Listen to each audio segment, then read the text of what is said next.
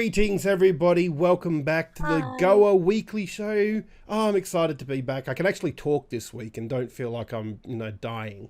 Are you feeling much better? I am. Like, I've still got a bit of a raspy voice and a cough, but, like, I can do things. You Like, can function now like a yeah, normal human being? that's it. I'm not like, my nose isn't running and, yeah, looking like death warmed up now. So I'm very happy to be back. Thank you to Natty, who jumped in last week with Stormy to run the weekly show. It was very good. Hi, Gamey Game Face. Hello, Gamma.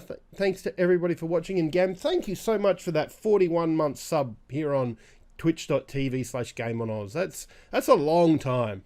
A very long time. Well done, Gamma. Thank you so much. Thanks for supporting the weekly show and Goa. See, we But got apart some. from Oh, sorry, Jim, I was gonna say, apart from getting over your sickness, have you been well? Did you have a week of gaming like while you I were sick, I or didn't really like or while I were you that was. sick?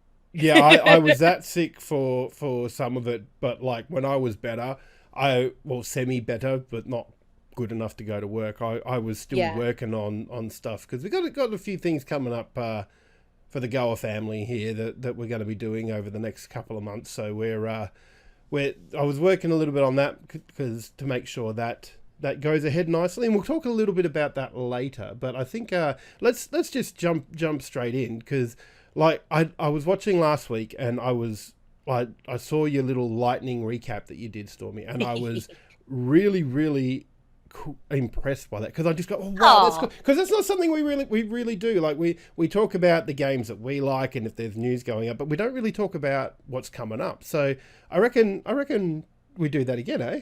yeah, no, that sounds good. Well, last week was really, really big. So it probably wasn't as lightning fast as I probably anticipated it to be. And I think now that things are getting a little bit better in terms of, games being released, you know, on schedule and things like that. We'll have a lot to talk about in the future. But let's get straight into it. So games releasing this week. So today's the 26th for those listening at home. 26th tomorrow. We will have Gunfire Reborn releasing, as well as I hope I'm pronouncing it right, Signalis. Which is also coming day one to Game Pass. If you have Game Pass, definitely go check that out if you're after something a bit scary. As well as Star Ocean: The Divine Force.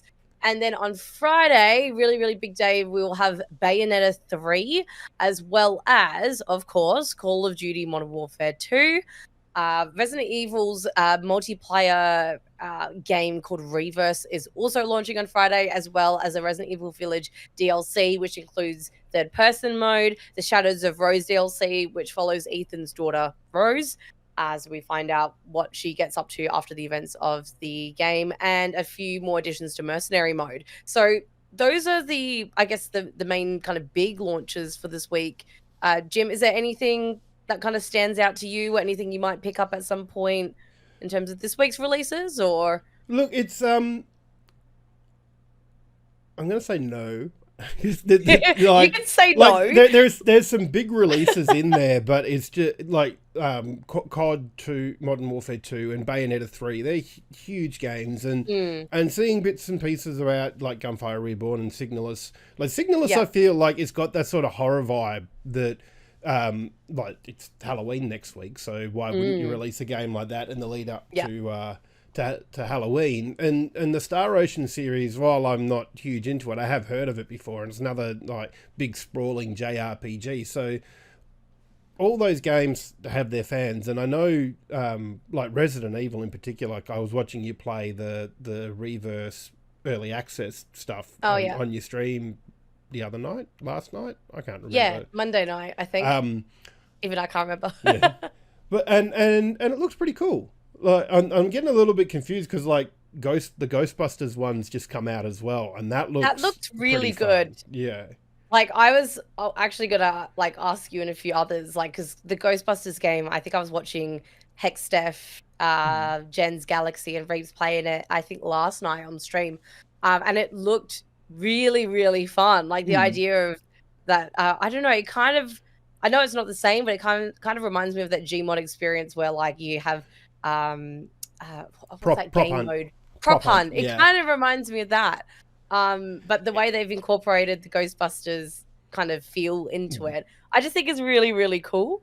Yeah, So it reminded me a that's little on my bit radar. of the Evil Dead game that they came out with, because like Yes. just mainly Yes. in the way that like you had the one person playing as the ghost, and Yeah. they had to try and work out how to beat the 4 Ghostbusters, which was similar to Evil Dead, where you had the 4 human characters and they had to Mm. put together stuff and find the Necronomicon and blah blah blah blah blah. So yeah, it kind of had that little bit of feel to it, and I do appreciate a game like that 4-on-1 style of gameplay, especially when you're the one, because there are just some really cool tools that devs will give you to just make that fun for you, because Yeah. it looked really cool. I think with those experiences, like when when you are equally having a good time as, say, a Ghostbuster or a ghost, in those examples, or if Dead by Daylight is you're playing as a killer or a survivor, I'd imagine it'd be a hard job getting those 2 roles as equally enjoyable as possible, but like they've got to still be really appealing. Oh yeah, the But balancing those games would be super hard. yeah, yeah. So I don't know. Ghostbusters, obviously that was one of last Friday's releases, Mm-hmm. I believe. Is one that I have on my radar at the moment, especially coming up to Halloween. But yeah, I mean, for me personally, I've held off from the last few Call of Duties. I think the last one I got was I think it was Modern Warfare off memory, but I only usually play for the multiplayers. And I know I've got a few friends getting the multiplayer, oh, not getting the multiplayer, but getting the whole game tomorrow, Friday. Mm. And I don't know if I'll get it on launch, but I will get it hopefully soon at some point. Just because I don't know, the multiplayer is just a bit of mindless fun for me, nothing too serious. The Gamma's the same, playing Modern Warfare 2 just for multiplayer. I know a lot of people really dearly love the campaigns and things like that too, but otherwise I own the first Bayonetta now. I got that gifted to me when it got its physical release in Australia. I want to say it was a month ago. So I want to play the first Bayonettas before I play 3. I love Bayonetta. Like I'm trying to remember what it came out on, whether it was the Wii or the Wii U. Yeah. Like, it got a release there, and it was just. Maybe it's the Wii U. Maybe that sounds like it rings a bell. Hang on, I'm googling because I need to know, and I'm going to regret this because I'll find out how long ago it was released, and it'll make me feel old. But I saw. Speaking of Bayonetta, 2009 it came out, which is Wii U. There you go. About 13 years ago. Yeah. Now I'm old. Yeah. But look, it's a really cool game. I do love like the hack and slash feel of it, and it's very sort of Devil May Cry in those combos that you build up and everything. But it just felt really cool, and yeah, I'm really looking forward to playing the first one. But as well as that, no latest Game Pass news this week. Last week, in case you missed last week's episode, we recapped all of Xbox's latest announcements of things coming to Game Pass for the rest of October. But just a quick Game on Oz review recap. Royce Wilson did the review of Mario Rabbids Sparks of Hope, which came out last Thursday. Mikey has also put out a review for Gotham Knights, which also released last Friday. So many releases last week. And then our very own Arlentrix done 2 reviews, which you can catch on our website now, which is A Plague Tale Requiem and Coral Island. 2 very different games there. But just these articles, just a little bit, very, very slightly different games. So all of these articles are now available to be read at GameOnOz.com, where you can find all the latest gaming news and all our podcast episodes for the weekly show and Nuts and Bolts, which are also available to watch on our YouTube channel as well. All and our wherever stuff. you find good podcasts. Yes, we're everywhere. I don't know why we're there if they're good podcasts, but you can't escape us. We're literally everywhere. We're there. Yeah, look, I'm really keen on Mario and Rabbids Sparks of Hope. Like it sort of came out of this experimental phase with Nintendo and Ubisoft, I feel, because I think not long. Oh, it's probably is a long time now, but do you remember a game called Starlink Battle for Atlas? Yes, I do actually. Yeah, it was like one of the last ditch toys to life type thing, apart from Amiibo, which never seemed to die. But but like it came with the ship. In fact, do I have? I love the concept of Toys to I do Life. have it. So Please show. For those listening at home, so- Jim's getting. yeah, I'm getting a little thing that I'll show off in a minute. But the thing that I loved about it was that it was released across multiple consoles, but on Nintendo it had a Star Fox bit. So I bought like the R-Wing version of it.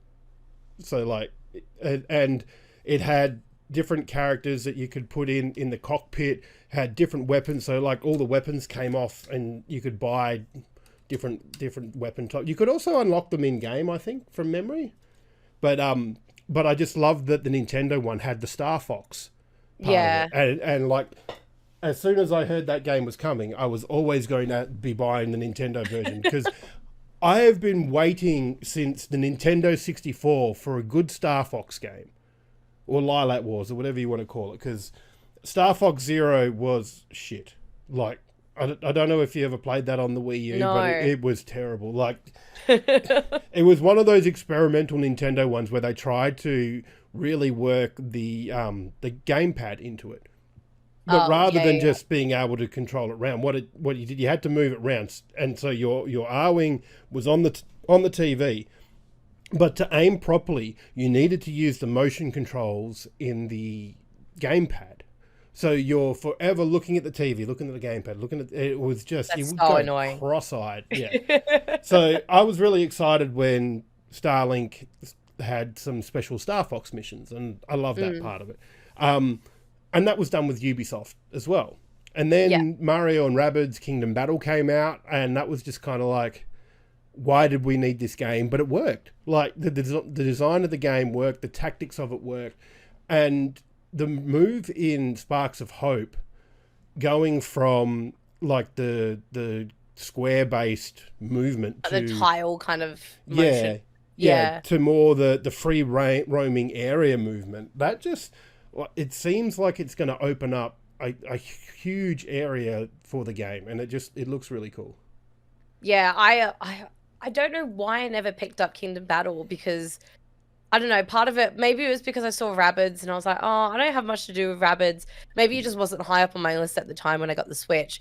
But then I've also seen, like yourself, seen a lot of people playing Sparks of Hope, and I was like, this game looks right up my alley. I was like, why haven't I picked this up before? So now I'm kind of, I don't know, now I kind of want to pick it up, and after Voices review, and then Pete got the little care package as well from Ubisoft, which was like really cute, and I loved the whole like feel and vibe and stuff of I don't know, the Mario Rabbids game and the artwork and stuff and what they did with it.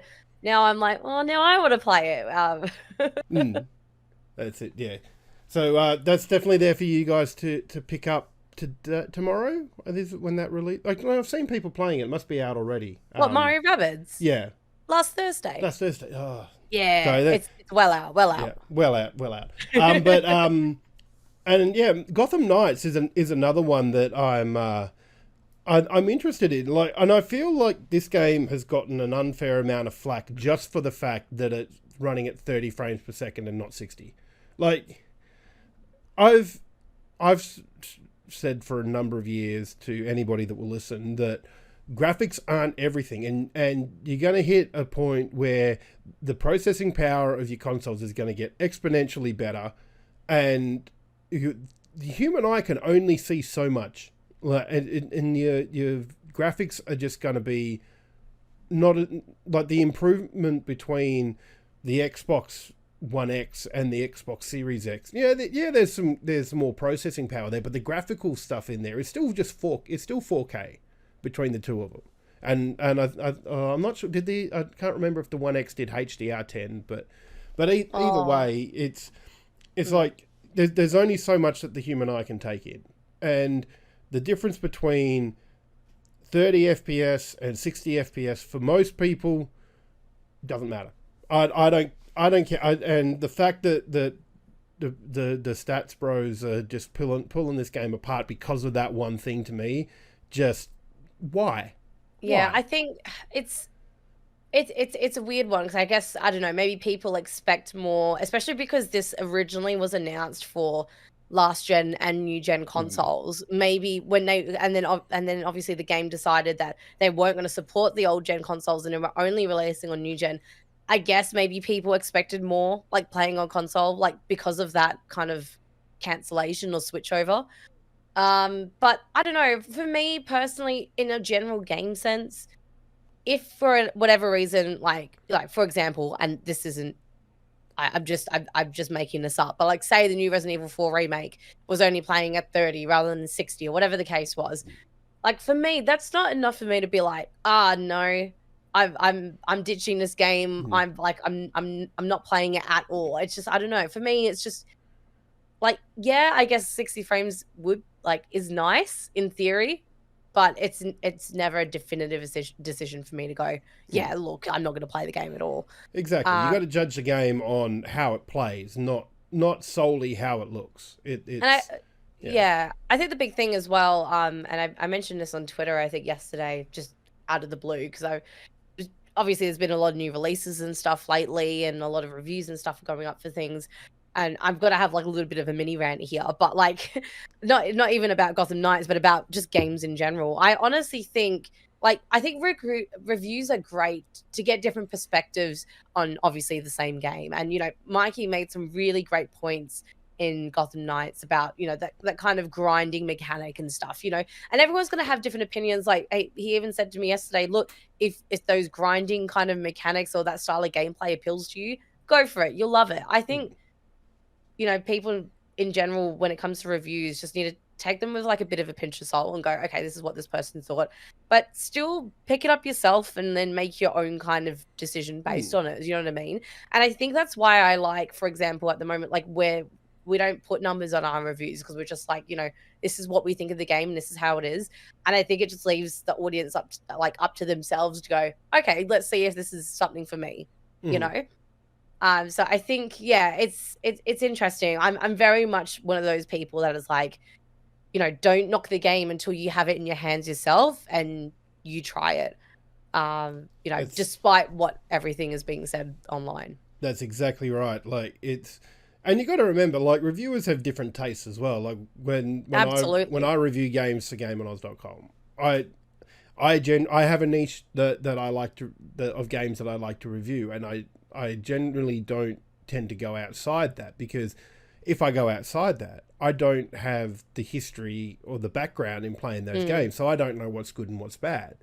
Because we all know Jim's not going to be reviewing any roguelites. Well, if I do, they're probably not going to get the best. But here's the thing: like good reviewers can rise above that, because I remember when Returnal came out, Royce Wilson, the editor-in-chief for GameOnOz.com, reviewed that, and he also doesn't like roguelikes, but he was still able to review the game based on its merits, and good reviewers will be able to do that.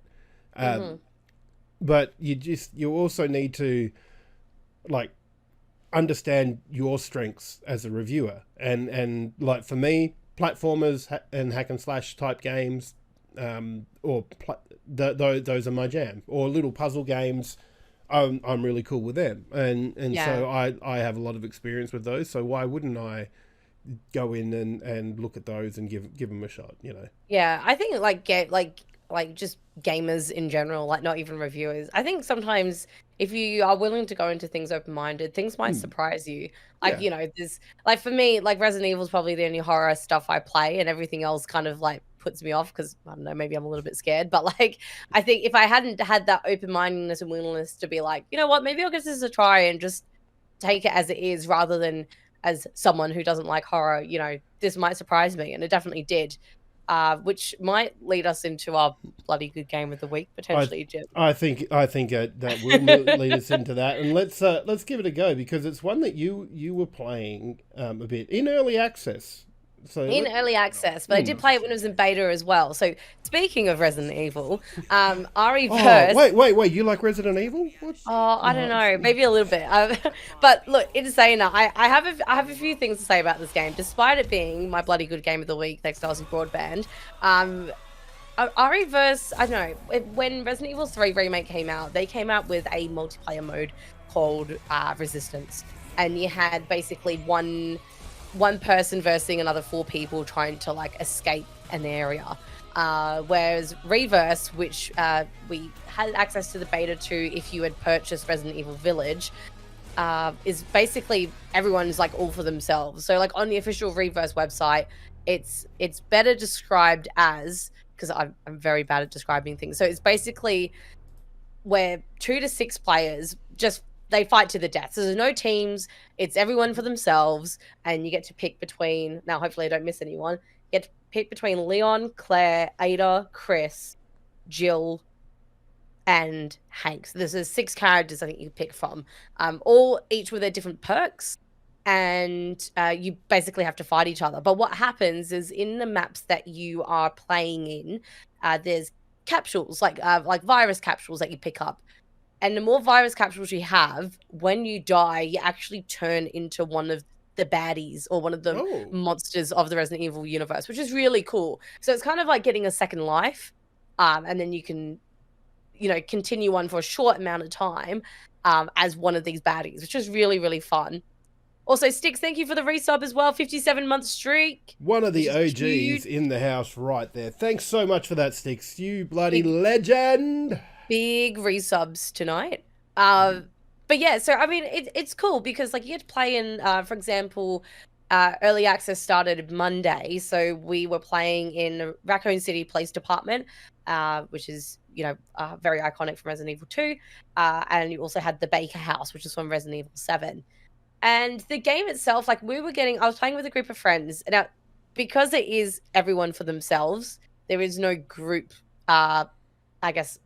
lobby, like open lobby, if that makes sense. So you can't go into a game as a group unless you're doing like a custom mode or like a private room. So we're all being a little cheeky and all trying to like jump into it at the same game at the same time. I was really impressed that this game actually had crossplay available already, like before the launch on Friday, which seemed to work really well. It was very easy to tell who was playing on what console. Just according to the, not according to the scoreboard because of the score, but because next to it you could tell who was on Xbox, PC, PlayStation, things like that. And look, it's a bit of fun. Like I think the matches don't go on for too long. It's like I feel like it's less than 10 minutes. Like it's not too long at all. I mean, the more you take down people, the more points you get. And when you get knocked down, you have a few points taken off. So it's not like a by all means, it's just what's the best way to describe it? It's a game where you can play a few games with mates and then just turn off at the end of the day. Like it's not something that's going to be an ongoing multiplayer thing you have to jump into. So is it like an add-on to the last Resident Evil release? Well, yes and no. Like it's got no connection to Resident Evil Village at all. It's more of like a multiplayer free-for-all for the fans, if that makes sense. So it's its own separate game. But there is a couple of issues I have with it at the moment. One being there's a massive like kind of stun lock problem. What that means is like sometimes if you would get knocked down by an enemy or things like that, the time it takes for you to get back up, like you're already dead again. Like because while you're down, you can still get attacked, and there's just not a lot of leading it, so it can create there was a lot of us actually getting quite frustrated because as soon as you were knocked down by something, you just kind of went, oh yeah, I'm dead now, like I've just lost my points. So that was one of the things. There was something else I was going to say about Reverse as well that's just slipped my mind. Oh yes, actually there's a battle pass system they're introducing, because so those who already own Village should have access to Reverse without having to pay anything else. Otherwise, you do have to pay for Reverse separately if you don't have own Village already.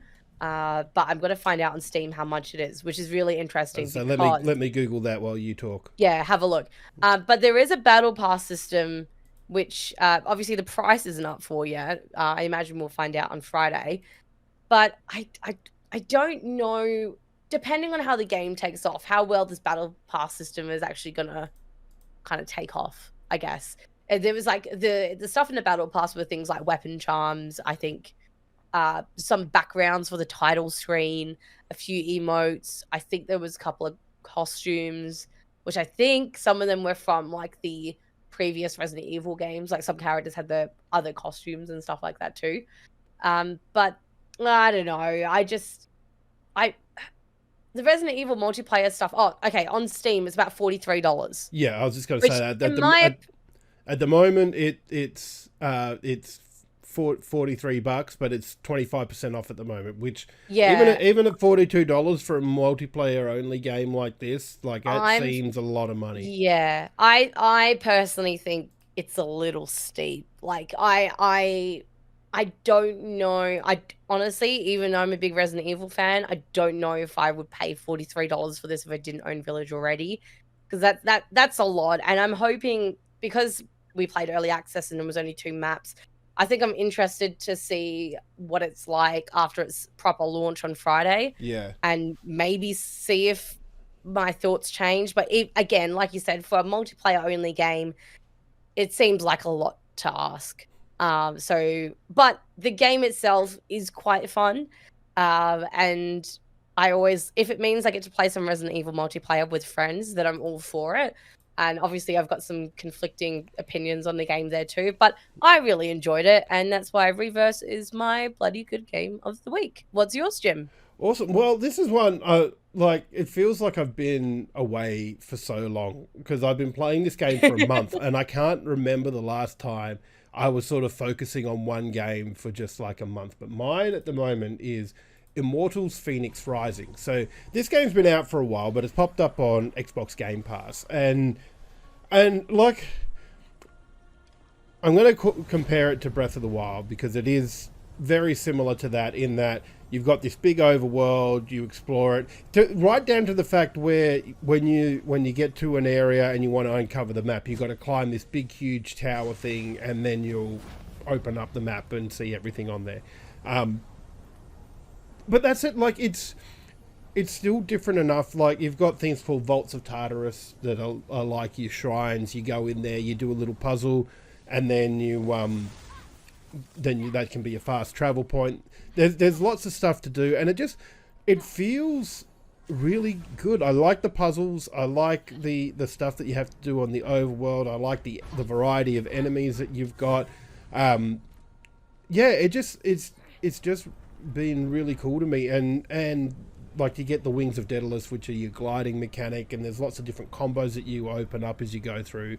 It just, like, right now, if you're watching it, twitch.tv/GameOnOz, you're seeing one where there's a ball puzzle where you've got to push this big ball around and get it to the right spot. And there'll be multiple puzzles like that. So you'll have a ball and you need to, like, get it to a spot so you can open up an area to get another ball and stuff like that. And yeah, it is really interesting. And the voice acting is a little dodgy, I'm gonna say, because like it's all built around Greek mythology. So like you're freeing some Greek gods so they can help fight this big bad called Typhon that was locked away, and so everybody's doing like this really bad Greek accent, but there's a lot of humor in it because like the main narrative mechanism of the game is that Zeus has visited Prometheus, and if you know a little bit about Greek mythology, Prometheus was I think he was a titan that stole fire from the gods and gave it to humans, and for that he was punished by Zeus. He was chained to a mountain where his liver was continually pecked out by birds and eaten and then regenerated because Greek gods went hard. All right, there was some. They did not hold back. Yeah, that's it. But and so the narrative of the game is Zeus is worried because Typhon is coming and doing all this stuff, and Prometheus is telling him the tale of Phoenix, who's the main character. And there's other little bits and pieces in there, like the wings you got are made by Daedalus, who everybody probably knows Icarus more, but Daedalus was the father of Icarus, who made the wings that he flew through close to the sun with. So like there's lots of cool little bits of Greek mythology in there. There's lots of challenging bits too, where like there's you have to learn the fights as well. So like there's big hard bosses that you need to take out, and they'll have certain movements where you can dodge and parry, and yeah, when you get the timing down, it all flows really nicely. And And now I'm having a bloody good time with this. So that's why this one's my bloody good game of the week. Carry on, you bloody legend. Thank you for the sub. I've been wanting to play this for ages, and I've even got my sister onto it now that it's on Game Pass as well, because I don't know, there's just something about, I mean, obviously this is another game that I love to talk about any chance I get to, but like Hades, in terms of like the mythology side of things, like, you know, Immortals Phoenix Rising for me was like, oh my god, this looks something I'd love. And there was a friend of mine who is an English teacher and just loves like literature and obviously all the mythology kind of stuff. I remember when they were playing this, they were like, oh my god, there was just so many good lines of dialogue or little bits and pieces that if you didn't know your Greek mythology like incredibly well, like it would just go over your head. But I think the reason I like this as well is because like obviously those little Easter eggs, I guess if you want to call it that, is so great for those of us who've grown up, you know, watching movies or watching Xena Warrior stories. Princess and Hercules you know, in the 90s, and like seeing that kind of come to life. But then also I kind of like the fact, because I know that since Spacey's in chat says it's a shame Ubisoft couldn't be a bit braver with this and make it for high budget. I actually really like the art style of this, and I am going to be a little bit biased as well, because I don't know in what aspect you mean with the higher budget, but I do like kind of the art style, and I do like that. I feel like it's probably going to be a bit more approachable for maybe the slightly younger ages, I think, as well. Because I think it's really easy, like with the idea of, especially something like mythology, where they just don't hold back with doing whatever they want, but you can get really gritty and, you know, pretty violent and stuff, which is obviously a lot of fun for us. But I think, you know, having that blend of puzzle and combat and stuff in this kind of style, I think I feel like it just appeals to a bit more of a broader audience. Yeah, and I kind of get what Synth Space is saying, because like there's a couple of times in the game it's just felt like it doesn't quite have enough polish. There's no one thing I can really put a finger on, but it's just like, it just a little bit more polish would I think really help this game out a little bit more. But that said, to me, it's fun. And Sin Spacey says higher budget for a more unique looking game instead of Breath of the Wild. Well, I think it's different enough to Breath of the Wild, because like, yeah, Zelda's reasonably cartoonish, but I feel like this game is a lot more cartoonish than what that is, and it does kind of have its own look. But you're right. There's just something about it that could have benefited from a little bit more polish. But the gameplay itself is still super fun. And the humor, like they're not afraid to poke fun at the Greek mythology in it, and like there'll be bits where you'll get a little bit of a voiceover. You'll come across like a particular structure, and all of a sudden Prometheus will start monologuing again, and it'll be about something about like Zeus had somebody's lover turned into a boar because he didn't like something that they did or took offense to something, and it'll be Zeus coming back and say, "Hey, blah blah, I did that for this reason," and it was some like stupid. Like reason. Interrupting his like little voiceover.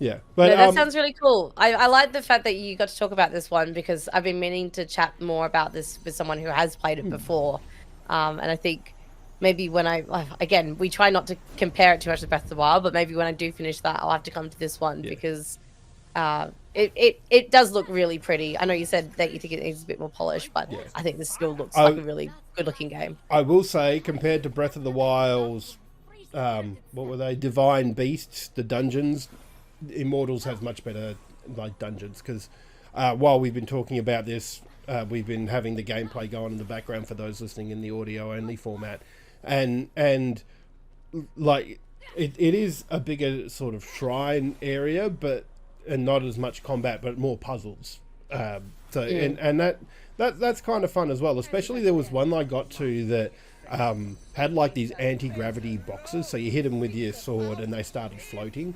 And I did get the feeling that I cheesed that a fair bit though, because there was just these bits where it felt like, oh, you're meant to like move the box over there and jump on it, then move the next one around type thing. And I just went, screw that, YOLO, and like threw a box while I was standing on one, and then just quickly jumped to the box that I'd thrown and like rode that for forever. But yeah, look, it's good fun. There's some challenging combat in it, like I said, with the bigger bosses that if you really want to go around, and the characters in it are fun, and at the end of the day, fun is what you want. Yeah. So I had something here I wanted to talk about. Oh yeah, so this is something we actually didn't plan on talking about, Stormy. So I'm sorry for derailing our the best laid plans of mice and men there, but. It only just occurred to me when I said I'd been playing this for a month, and I honestly can't remember the last time that I had a month to focus on one game, like, and it's kind of how my play style has changed, where I'm more playing the indie games these days. So like you can finish them in a couple of sitting and move on to the next game. And I've got to say, while I've been enjoying Immortal Phoenix Rising, I kind of miss just being able to go through some indie games and move on to the next one. Like I've put like 20-25 hours into this, and I doubt I'm halfway through it. It kind of feels like I wish. Yeah, I just wish that there was something smaller that I could play, I guess. Yeah, I think there's still a beauty in games where like you could finish in a sitting or a couple of sittings. There's something nice and something that's very rewarding, very achievable, with having those nice smaller games to really sink your teeth into as well. So yeah, and like, because indie games, there are so many really good indie games out there, and I like what Games Pass has done. Game Pass, sorry, not Games Pass. I'm terrible for that. I didn't say anything. I know. I caught myself doing it. But I saw like the mental eye roll that saw me. Nah. Oh, no. Nah. But anyway, so Game Pass, where like there's just indie games you can go and try them, and you can finish them or put them down or whatnot. But there's another platform that Goa's actually been working on in the background, and you might have seen the link pop up in the Twitch chat if you've been watching us on Twitch about registering for Three Little Pixels. So this is a very, very exciting project, and it's killed me not being able to talk about this. And there's still some stuff that we can't talk about it for, because it's going to really change the way we can play indie games, because at its heart, this Three Little Pixels is a platform where we can promote indie games and get them a better payment model. And it sounds really boring when you start talking about that, and again, we can't really go into depth because we're not ready to say that just yet. But it's something really cool that lets us support indie devs. And I'm struggling to find the words right now because there's stuff I want to talk about that I can't really. But I will say thank you, Arion, for that gift sub to Charlie Golf. Much appreciated. I'm sure Cam will love that. Now he'll think he can do more around here, I think. I was going to say with Three Little Pixels as well, if you did want to follow any news, they are on Twitter for sure, just under 3lil, so LIL Pixels. And this is something that Pete's been working on very hard, for a long time now recently. To the point where he's been talking to investors and they have secured $85,000 to get this off the ground. Which is incredible. Yeah. But it can't just stop there, because one thing that we'll need going forward is a player base, and that's where that link that's been going around in chat, register.3littlepixels.com, comes into it, because we need you guys to go to that link, register. It's free. It secures your gamer tag that you want to use for it, if you've got one that you're really attached to, like me, that I've been using since I was like 17. So just if you could do it, it would really, really help us out a lot, getting that all sorted, because it's going to be such a game-changing platform, and we really want to work with you guys and in the independent developers to get this off the ground, because we love our indie games, and We do. like I was saying, like they suit my time that I have to give to games these days, and being able to experience so many of them. And you're right, since Spacey's PAX had so many indie titles there, and I know Pete in the one day that he had there did a mad rush around and was talking to a lot of them there. But really, what we need your guys' help to get the numbers behind the platform up, so that we can encourage more indie devs to come in and say, yeah, this is cool, we really like this. Yeah, there's a lot to look forward to, so stay tuned, I guess. Definitely. Spread the word. If you see it on social media, share it round, convince your friends, ask if you can put it in people's Discords, because we're very conscious that if we just going into somebody's Discord and say, hey, by the way, we've got this, so just make sure that people we'll let you do that before you just go and post it. It's Don't spam the chat. That's exactly right. Be clever. That's it. So Pete's tweeted today a fantastic thread about Three Little Pixels, and how that's progressed and where it came from and all of that, which Jim's just shared in the chat. So if you haven't seen it already, give it a read, and maybe a little cheeky retweet, share it with your friends, and when we know more and are allowed to say more, and I'm sure Pete would love to chat about it when we can steal him away for another show soon, that would be really great.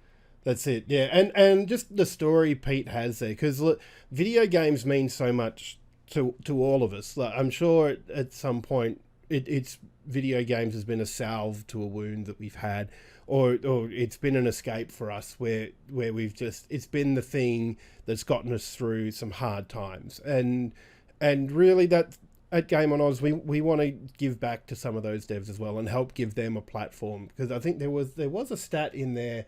Was it Pete's Twitter thread? He said that there was 11,000 games released in 2021, and 98% of those were indie games. So giving those people a place that they can go and just get better visibility on their games, and yeah, like I said, it's not another Steam. We're not trying to be another Steam, but it's the way that it operates is going to be very beneficial to indie devs and players alike, I think.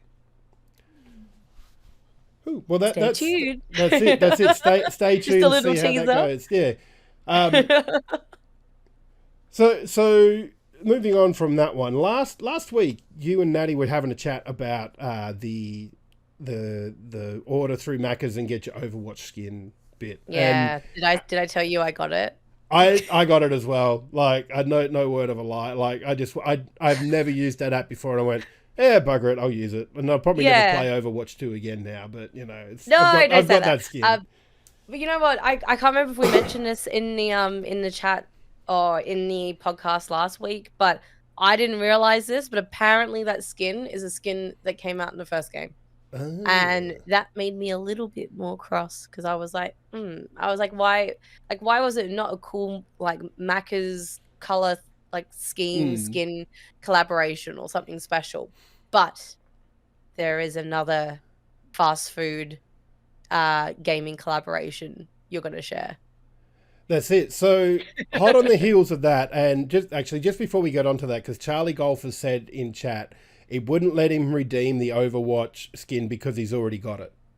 I feel like that's really crafty, though. Like, why wouldn't you disclaim, hey, if you have Overwatch 1, you have the skin, like, you won't get anything out of it? Like, I don't know. That seems a little bit cheeky. Well, I kind of feel that it was there, but most of those things, when you go, cool, you do this, you can get something for it. You get this skin, and people will go, yeah, great, and won't read the fine print of this was a skin in Overwatch 1. But anyway, so this release is coming through Hungry Jack's, which, for those of you that don't live in Australia, is our version of Burger King.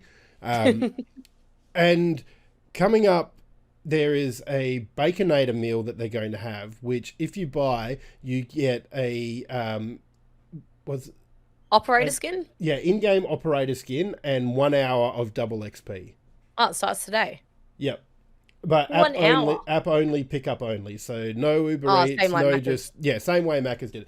And I feel like this is like this is a bit of the cynic in me going on, because I feel like for McDonald's and Hungry Jack's, this is a way to get more people using their app. And like they don't like, this is just a cheap way to go, cool, let's just encourage people to use this. And now, like, I've got the app. I've had half a dozen notifications from that app since I bought that Big Mac meal. Yeah. Yeah, and I'm just going, I get enough from like the stupid Uber Eats and DoorDash and all that in there. I don't Yeah. want more, but I mean, look, if you're going to be buying that stuff anyway, why not? Yeah, I don't know. I know we briefly spoke about this last week, but there's something that's quite fun about the idea of, like, a fast food chain gaming collab, but the COD one at least seems cool because, the game comes out on Friday. This is really good promotion for it, because, it's not out yet. And then obviously, unlike Overwatch, this, I would assume, is a skin that hasn't made an appearance in anything else before. But yeah, I don't know. I think it's fun. I just feel like, I think I'm a little bit salty, not because it's fast food, but just because I feel a little bit burnt from finding out that the Overwatch skin and the Overwatch meal from McDonald's was something from the initial game. But you know what? If you like COD and you like Hungry Jacks, then well, I mean, yeah, it's clever marketing. Yeah, if you're buying that meal anyway, I mean, get your 1 hour of 2 times XP.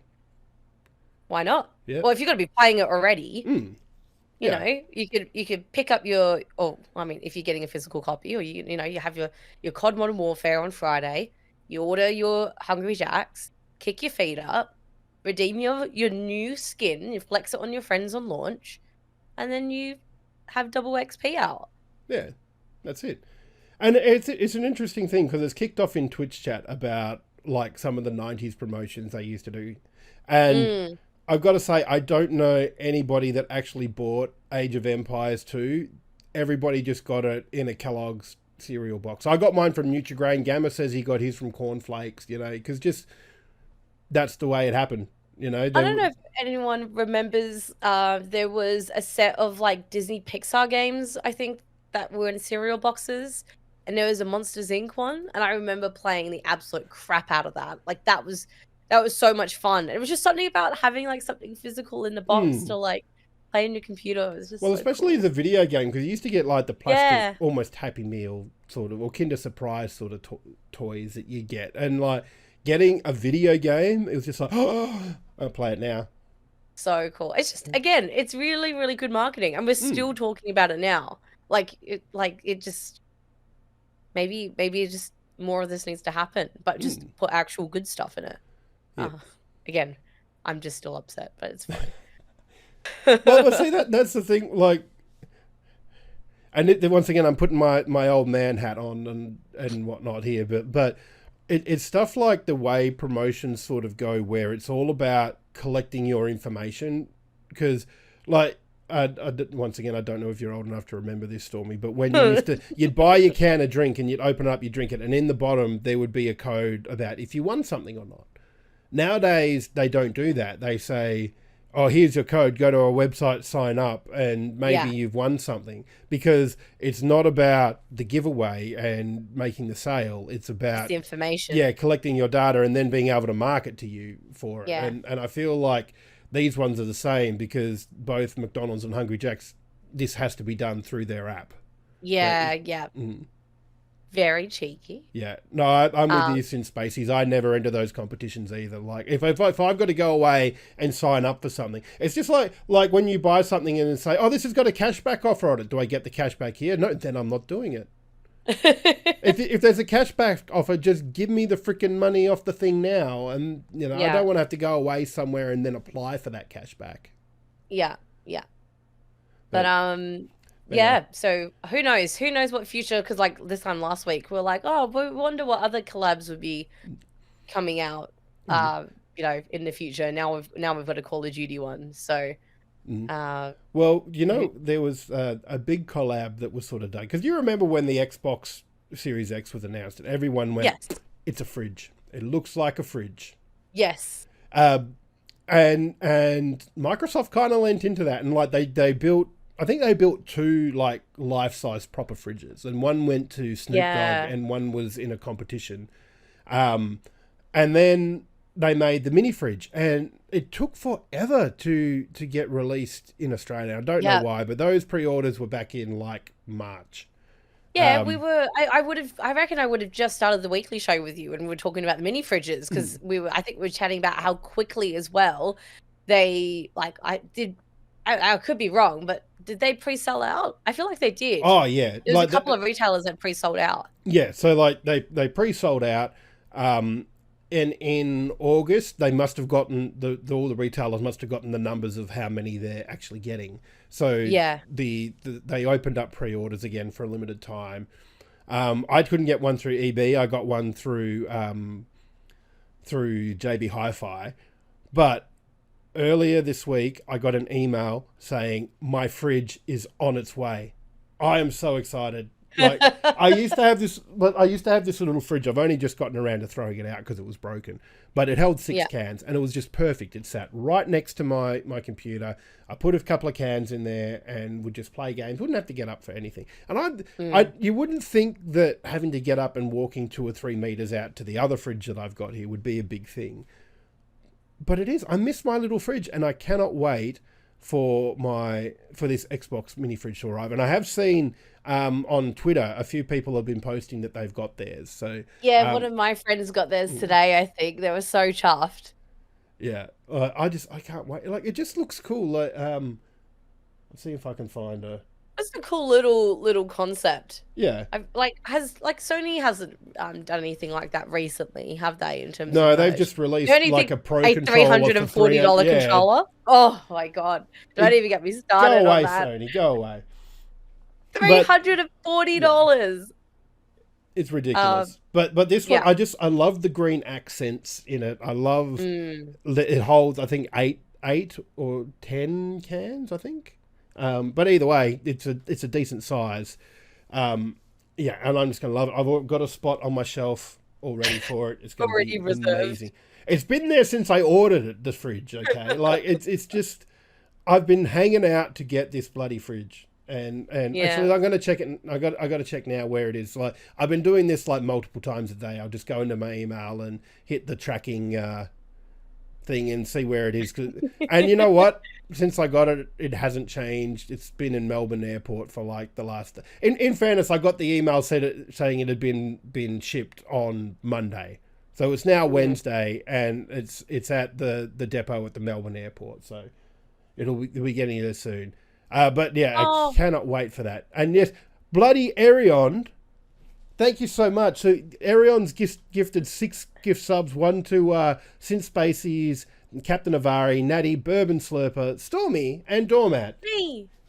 Oh, thanks, Arion. Oh my god, all the subs tonight. Yeah. And Arion also gifted 1 to. Oh, did we say that already? Yeah, I said Sin Spacies as well. Yeah. Oh my god. So good. Thank you. Thank you so much. Look, I think that's probably about all the time we've got for tonight. I reckon that we did sort of have another story in reserve, but it's not. It was like one of those sort of time filler ones. But I think we've talked a lot about stuff. We had our bloody good game of the week thanks to Aussie Broadband. We've had our lightning recap thanks to Stormy there.